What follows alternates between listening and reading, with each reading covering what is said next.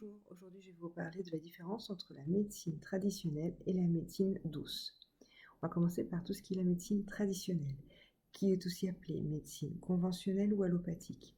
C'est toutes les médecines qui utilisent les molécules chimiques, les médicaments tels que la médecine générale, les spécialistes, la chirurgie, les dentistes, l'orthodontiste, enfin, tous les médecins qui ont des doctorats en médecine. Donc ce ne sont bien les seuls à pouvoir poser des diagnostics, je tiens à le préciser, ce sont les seuls. Et après nous avons donc médecine douce ou médecine non conventionnelle.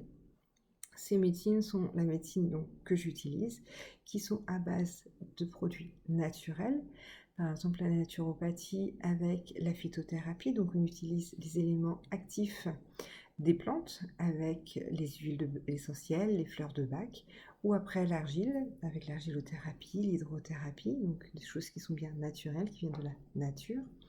Et après, nous avons aussi tout ce qui est le travail énergétique, où là, on travaille sur les chakras, sur l'aura, la lithothérapie, donc on travaille à base de pierres minérales, donc on rejoint aussi tout ce qui est naturel.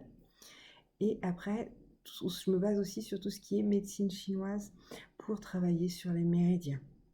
On peut utiliser aussi l'acupuncture, la moxibuction, donc on travaille à base de moxa, qui sont des petits cigares en armoise compressée, qui marchent très bien en fait.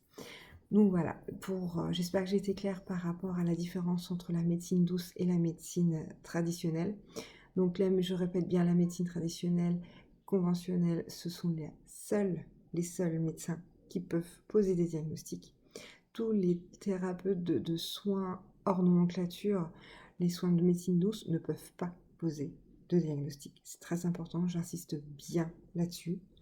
De plus, là, je répète encore une fois, comme je répéterai dans toutes mes vidéos, la médecine douce est une médecine complémentaire de la médecine traditionnelle. En aucun cas, elle ne se substitue à la médecine traditionnelle. On est là pour aider la médecine traditionnelle.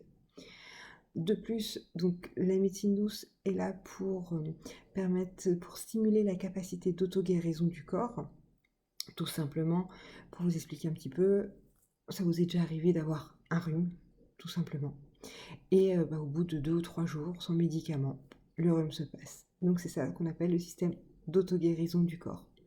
Là, l'avantage de ces médecines, c'est qu'on va chercher à le stimuler par différentes façons que je vous expliquerai dans d'autres vidéos pour bien séparer toutes les médecines douces que j'entreprends. Donc vous aurez une vidéo sur la naturopathie, sur la lithothérapie, sur la méthode énergétique vibratoire, sur le reiki, magnétisme, radiesthésie et d'autres petites choses aussi que je souhaite développer par la suite.